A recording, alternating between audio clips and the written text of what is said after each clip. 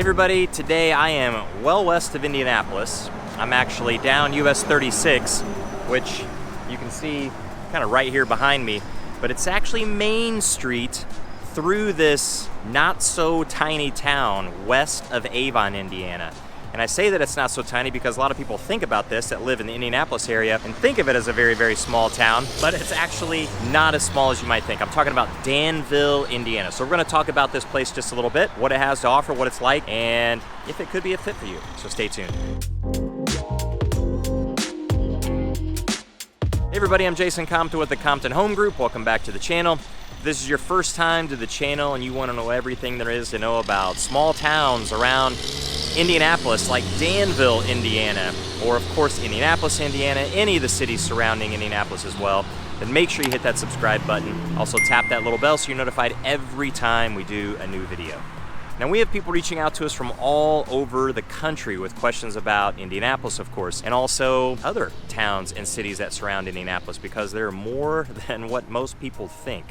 So, of course, a town like Danville would match that. So if you have questions about any of those places, then make sure you reach out to us any way that you know how. We'll always have your back with those questions, and we'll certainly have your back when it comes time for you to make your move to the Indy Metro.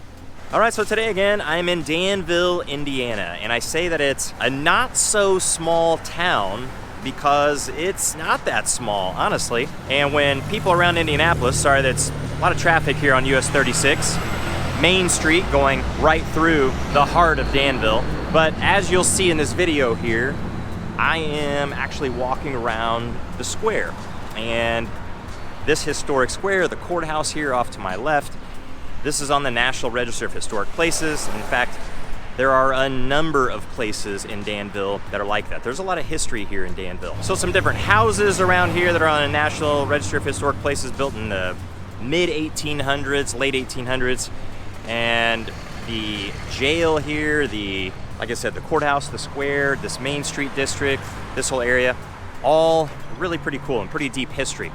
So probably the place that everybody knows Danville at least the most for, though, would be the place right here behind me, the Mayberry Cafe. And actually, the Mayberry Cafe has been there a really long time. And if you're a big Andy Griffith Show fan, then you would understand what Mayberry comes from. And essentially, Mayberry Cafe, it's a museum for the Andy Griffith Show. Actually, a really cool place. Food's really good. Cafe, diner style. But off to the side, they used to have the old police car right out here in front, but they've since, at some point in time, moved it. But it was out in front for years and years. But it'd be the same type of police car you'd see on the Andy Griffith Show. So when a lot of people around Indianapolis think about Danville, they think of the Mayberry Cafe. So as I walk off of Main Street, though, we can get around to the rest of the historic square. And if you were to, let's say, buy a home or a condo or something like that in Hendricks County, which is on the west side of Indianapolis. Indianapolis is essentially Marion County. Hendricks County is the county just to the west of it. And if you've heard of places like Brownsburg, I just mentioned Avon here at the beginning of this video, just off to the east of here, down US 36, which is Rockville Road as you get closer to Indianapolis. And then to the south, you get into Plainfield. And there's some other small towns around here as well, but they're much smaller than what you're gonna have here in Danville, because they say it's not so small, because there's more than 10,000 people in Danville. And it's grown through the years for sure. So around 1980, there was just a little over 4,000 people here. Around 2000, there's a little over 6,000 people here. And then in 2010 or so, a little over 9,000. So during that time period, pretty close to the housing boom, that's when the population really took off here in Danville. And it's a little over 10,000 or so now. But it's a place that kind of sticks out in my head as one of the places that could be an option for somebody that wants to be a little bit away from the hustle. Not that there's a tremendous hustle in Indianapolis. It is a big city, but it's not going to be a Los Angeles, New York, Miami, something like that, where it's as busy as any of those places. But it's still fairly busy, and it's still relatively crowded. Maybe not as crowded as where you're from, but you know, if you're from a super, super tiny town and you move to Indianapolis, it's going to be more crowded than what you're used to. But it's a place where you can escape that a little bit, but still be nearby. The other place that Danville, I think, has some in common with, and it's a place that reminds me of this other, not necessarily town, it's another city. It's Greenfield, Indiana, way out on the east side. That is in Hancock County to the east of Indianapolis, and bigger than Danville. There's over 20,000 people easily in Greenfield, but it's a place where you could be in Greenfield, a city.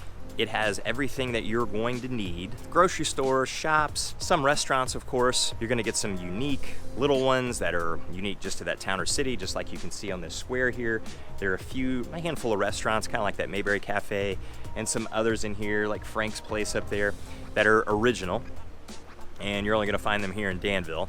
But you can find a few other chains. Danville's large enough to have a Kroger, which is a big grocery store. It has a Starbucks here in Danville, so I feel like you're kind of almost on the map if you've got a Starbucks at least. Everybody at least knows what that is. But there's some others here as well, and a lot of other commercial and chain-type shops as well. But it's a place where you can be in a place that's at least big enough to have those things, but then also have a little bit of, I'm not gonna call it anonymity, but at least be away from everything a little bit. So if you go down to the east, down US 36, and you get into Avon, which is just several miles down the road, you're gonna have everything under the sun as far as commercial goes.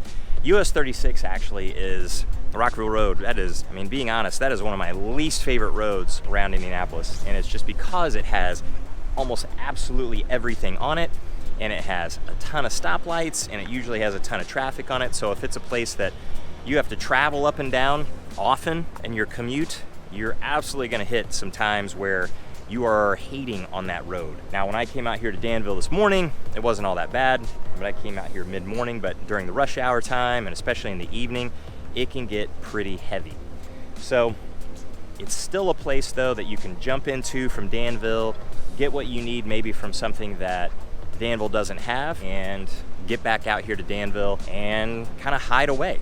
So when you're out in this particular part of the county and the state, you can kind of do that. And I'm walking past the courthouse here. I've always thought, every time I come to Danville, that the courthouse here looks a little bit, it's not exactly the same, but it looks a little bit like the courthouse in Back to the Future. I think the one in the Back to the Future, it had a few more columns, but you still have the clock up there at the top and a couple columns, so it always reminds me of that for some reason.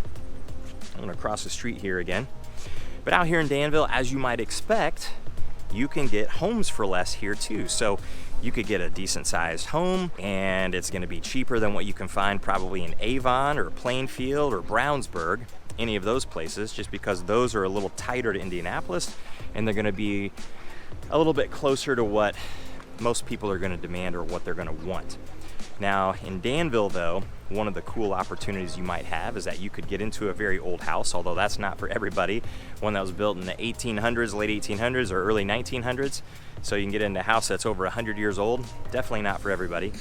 But you can get newer homes here, but in a lot of cases you can get a little bit more space. So if you're coming to Danville because you like the small town feel, and you like to be away from everything, but not so far where it feels like you're in the middle of nowhere, well, you can get a little bit more. So if you want that half-acre lot, if you want that acre lot, if you want a little bit more than that, of course, it just depends on how much you want to spend on your home, you may have some opportunities out here in a place like this. And it would be the same out there on the east side in Hancock County near Greenfield. You can absolutely have some choices out there as far as the size is concerned of your lot and get a little bit more. If you're building right in Indianapolis, or if you're building in a place like Carmel, Indiana on the north side, or Zionsville, Indiana, not even building, but looking for an existing home, the home itself is already going to be more expensive, but then you're not going to be on a large lot, and really in a lot of cases of any kind, so you're certainly going to be less than half an acre, or probably in some cases less than a quarter of an acre. But again, it depends on your budget, and that may not be important to you. But if it is important to you, then it's sometimes best to open your search up geographically to where you're going to have a few more options for something like that. And Danville could be one of those places that pops up on your radar. Now, I will say, of course, if you need to be near the airport, International Airport, fantastic, because you're not that far off from it. Way out here on the west side, the airport's on the southwest side of Indianapolis, so you're going to be fairly close to it. But if you need to be on the east side of Indy, or if you need to be on the south side of Indy or the north side of Indy, or even into Indianapolis itself every single day, that could be a little problematic, because you are out here to the west a good distance mileage-wise, but again, Your main road for getting back to Indianapolis is US 36. You can take some roads to the south or to the north and avoid a little bit of it and then cut back to the east, but it's still going to be something that you have to deal with from time to time. Now, if you were to have to go all the way to the east side of Indianapolis, like where I actually live, out in Greenfield, that's why I say Danville reminds me of Greenfield a little bit, although it's less than half the size, but it still has some of the same features, it has some of the same feel, where you want to be in that little city away from Indianapolis. It takes quite a while to get out here, and this is traffic free, so it took about 50 minutes just to get from there out this far west, and that was pretty much not stopping. That was taking I-70 into Indianapolis, 465 around, because right now it's tough to get through Indianapolis with the north split being closed, although that would take a few minutes off, but not all that much, honestly.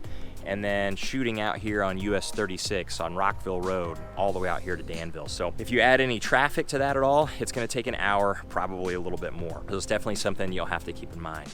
So Danville is an option for people who want a small town feel, but still want to be near a big metro like Indianapolis. So if you have any questions at all about a place like Danville, and I'm standing in here right now, super cute little place, then make sure you reach out.